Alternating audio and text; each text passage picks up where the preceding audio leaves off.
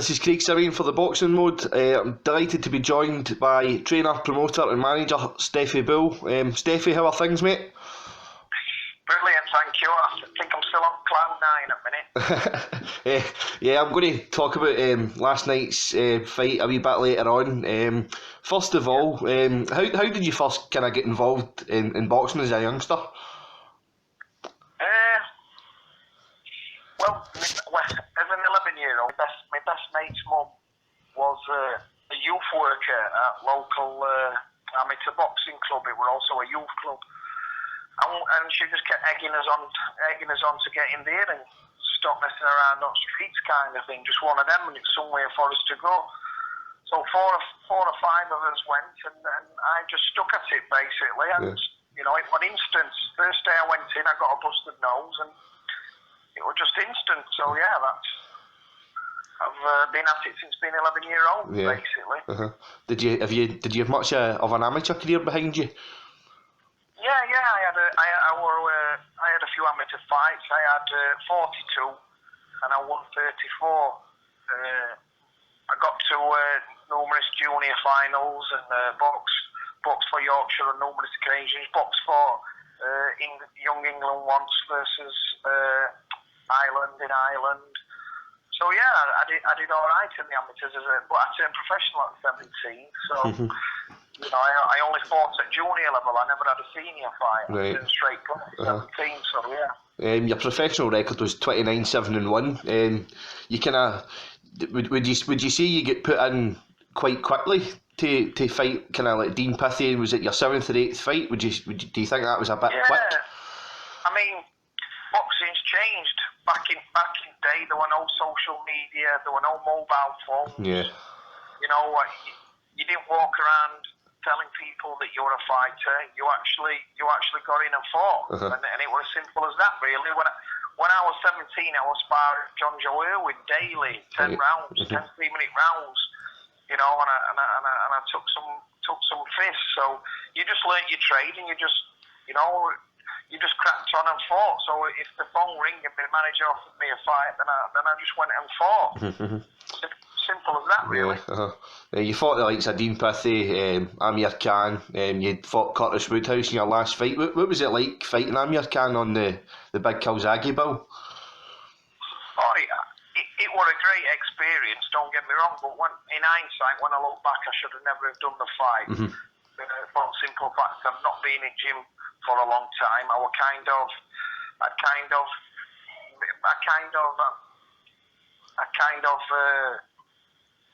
my boxing career was done. I was just getting married, and I kind of fell out with it, kind of thing. I lost a bit of interest, but the opportunity come. It was good money, 3.5 weeks notice. I absolutely killed my 10-foot weight, did everything wrong just to make the weight, and rest is history, really. But yeah, I mean, not one of my greatest things that I ever done, but I'm still pleased and privileged that I got an opportunity to share a ring with him. He's a special talent. It was very, compared to other fighters, it was special. You could really feel his presence in there. You know, it was a good experience. Your last fight was in 2010. How long after that did you kind of manage inside of things? Well, I were already busy doing it at the time. I wasn't a licensed manager, but I was a licensed trainer, and I actually co-trained Jamie McDonnell at the time. Right. And I had 3 or 4 fighters that I was training, and Carl Greaves were managing them for me. And he was putting Doncaster shows on at Doncaster Dome, which I were helping him do, really. It was his licence. I was working alongside him, so it was just a natural progression. I mean, like I say, boxing's my life. Even when I had a few years out of boxing, I was still coaching amateurs and things like that. So it's just come automatic to me. It's just what I do. So yeah. On to last night's performance. As I said to you earlier on, I heard the good advice you were giving in the corner to Robbie. He obviously took it on board and done what you told him. It must have been really, really pleasing for you to get the result. Oh yeah, I mean, to fight, to go on one of these big shows in away corner boxing, one of Matchroom's elite fighters and undefeated. You couldn't have wrote the script. He needed to win it outright, you know. And we were going there 6-1 underdog. We wasn't expected anything, but we were very, very confident of winning. That's exactly why we went. I mean, what would Robbie the fight? What like you said, what is discipline? Taking on board what was being said in corner. I mean, the last 4 rounds, it were all about keeping Robbie motivated and just geeing him up. But before that, it couldn't have gone any better for us. I mean, the knockdowns, there weren't really knockdowns. Yeah. He were off balance on both occasions. That it just made it to look like a body shot. But if you see, the body shot 1-0, and then he kind of shoved him, put the length on him, and he went down. And Robbie's inexperience, kind of letting the referee count. He should have shown everybody that it wasn't a knockdown. But besides them knockdowns, it was quite comfortable. Robbie stuck to the game plan, hit and move, let the kid come on. You know, Robbie stood a couple of times too much with him, but that's because he felt like it would be coming that easy. But without the knockdowns, it would have been a landslide, to be fair. He's had two losses kind of early on in his career. How do you see him progressing now? Do you think this could be the start of something special for him? Well, it's definitely the start, without a doubt. I mean, Robbie had over 50 amateur fights. He was well schooled. It's always been in him. It's, you know, a lot of work's gone into Robbie. A lot of work financially. Me promoting him at Doncaster Dome, that's cost a lot of money. He's boxed for very little money due to a lack of ticket sales. Right. And over the past 12 months, it's been a whirlwind. He's gone from doing 40 tickets. In his last fight against Kevin Hooper, he sold over 200 tickets. Right. It was unbelievable. So we took 100 people down to London Weirs on like, we only had 4 or 5 weeks notice. It was after weeks spending lots of money on his previous fight. So yeah, and like you said, the defeats. I mean, he lost to Andy Harris early on in his career. Andy Harris is something like 60 defeats with 3 wins. One of his wins is over Robbie Barrett. Yeah. And I had people telling me to tell Robbie to pack him because Robbie's that much of a nice kid. They was telling me to tell him, people in my gym, that it's just not for him. Pro boxing is too nice for it. And look what's happened now. Central Area champion, English champion, and now British champion sat atop a tree. So yeah, special memories, mate, which may well never be repeated. So we've just got to embrace them. You've got quite a good crop of fighters at the moment. You kind of likes Josh Whale and Jason Cunningham and Andy Townend. It's unbelievable, mate, because I mean, like you just mentioned there, Jason Cunningham winning Commonwealth title in away corner last week to become a 2-weight Commonwealth champion. Robbie Barrett, British lightweight champion this weekend. Then next weekend, I train Lee Appleyard, who's fighting Sean Dodd for the Commonwealth title. He's managed by Dave Colwell, so I don't manage Lee. Dave does a great job with Lee. So yeah, that possibly could be 3 major titles won in away corner in space of 3 weeks. And then, like you just said, I've got Josh Whale fighting for the British bantamweight title, who I train and manage along, and with his dad, who's done a great job. Same again with Josh over the years. I've just come in and brought different dimension. They're doing it my way, and like I say, his next fight against Scotch Kid, one of your boys, Jamie Wilson, the attacking little match. And then, like you say, I've got Andy Townend fighting for the Commonwealth title. So that's 5 major champions in one little gym that we have over in Mexborough, South Yorkshire. How did it? It's unbelievable. How did it feel for yourself? Like, I know Joe Gallagher's probably like a household name. How did it feel, kind of beating one of his top fighters? Well, like, I mean, I've been in pro boxing all these years.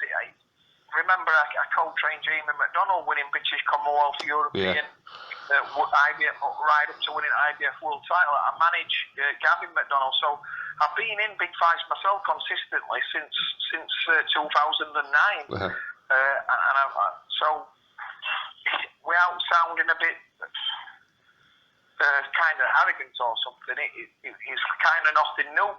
But it's kind of sinking in now, the fact that, you know, Robbie won a 6-1 underdog. I mean, that's a big win last night. Jason Cunningham last week, and what's motivating me now is Lee Appleyard. Next week I'm straight back to it with Lee Appleyard. Go and beat Sean Dodd, and that'd be a great achievement. 3 major titles in 3 weeks. You know, it's unbelievable, really. So yeah, that's my target. That's my dream. And if I never do another thing in professional boxing, I'd be an happy man. I mean, I spoke to you previously before, and you wanted to kind of speak about your story with Gavin McDonnell. Yeah. How did that all kind of come about? I mean, kind of his world title fight the last time. Probably a step too much for him, but. How long have you been working with him for? I've been working with Gavin since day one. Obviously, me and Gavin were friends before he started boxing, and the story is now well documented. There's no exaggerating here. It was literally when Jamie won the European title over in France in 2010. We were sat down celebrating, and Gav virtually just come out with, "If he can do it, I can do it." And we were like, "What do you mean, Gav?" Just remember, under influence of alcohol. If he can do it, I'm going to have a go at doing it. And literally, it was like the week later, he come into the gym and never stopped coming at gym, and rest is history. British, European, WBC silver champ, you know, WBO intercontinental champion. I mean, and then to fight for the most coveted belt in boxing, to challenge and as to challenge at the WBC championship at World. And to lose on a split against a very good fighter in Ray Vargas, and Gavin wasn't out of his depth. So what a story! And just remember, the kid had no amateur experience. Gavin, it was just, you know, he decided to box. I mean, it's really a special story. And you know, me and Gavin are friends before boxing, and he's now on his 3rd managerial contract with me. So you know, we started the journey together and kind of finishing it together. It's a great story. And, you know, these kids that I manage, they're not just my boxers. They be friends. You know, they become a part of family. And, you know, I'm close with them all. And, you know, I'm with them more than with my own wife and kids. So you do get special bonds. And I think of them like family. You know, they get 100% commitment from myself, and you know, if we win, we win together. If we lose, we lose together. And even down to rest at gym lads, like wherever we're boxing, we all stick together and we travel. We all support each other, and it's a close team we've got. And you know, you've got to love what you do, and that's what I do. So Was there a kind of good story behind yourself and Josh Whale as well? Oh yeah, I've known Josh and his family for years. Obviously, I boxed his brother in a great fight win. We sold the Doncaster Dome out when we boxed. So they're a boxing family, and Josh has been going up and down the country fighting the best fighters in Europe for the last 5 years. Quite unlucky a few times as well. Oh yeah, I mean, Josh is a great ambassador for British boxing. I mean, he's one of the nicest kids you'll ever meet, and same again, I think world of Josh. And we've got a great friendship with his father that we've built together, and it's been a great 12 months. Remember, Josh come to me as a featherweight, and his career was done. He wasn't going to pack in, bless him. Him and his dad thought it'd come to an end, and they come over to me, and his dad's first question was, "Do you think our Josh has got a major title in him?" I said, "Of course he has. And give me 12 months and I'll deliver one." And we, in 12 months, you know, we've strung all these wins together. He's won the English title, and now he's going into a British title fight, as I would imagine, as favourite. And what a story for him to finish and win that Lonsdale belt. It'd be unbelievable. So yeah, that's his target, and I won't take anything less. So that's what we're going for. You just let everybody know if you get any kind of upcoming fighters or upcoming shows that you can tell anybody about. I've got a show at Doncaster Dome on June the 10th, so obviously I'm just going to start work on that and putting some fights together. Daniel Slaney, one of my fighters from Doncaster, I don't train him, I just manage him. He's trained by his father. Right. He's going to be on there fighting for Central Area title in a local derby. But yeah, I mean the big ones, obviously Liverpool Yard next weekend live on sports. So if anybody wants to tune in, we'll be there in Liverpool. And then following that, I have Andy Townend on the big Kelbrook fighting John Case for the vacant Commonwealth Super Featherweight title. And I'm just sorry, I've got a bit of a sore throat. Been made up with cold for a few days. You're shouting. You're shouting last night. I know, exactly. Yeah, that would help. But yeah, and then obviously just getting a date together for Josh Wales' British title fight. So busy times ahead. Yeah. Finally, Stefy, if you get any final mentions you'd like to give out to anybody? Well, I'll give it any young fighter that's interested in turning professional. Have a good think about it, because it's a very hard game. And if you can't sell tickets, it's a very hard job to be in. And basically, and thanks to everybody that does support me, friends and family, and good luck to everybody involved in boxing in 2017. We're having a great year. Brilliant. It's been a pleasure speaking to you, Stefy. Thank you very much for your time, mate. Thank you, sir. I'll speak to you soon, mate, okay? You will do. Take care. Right, take care, mate. Bye-bye.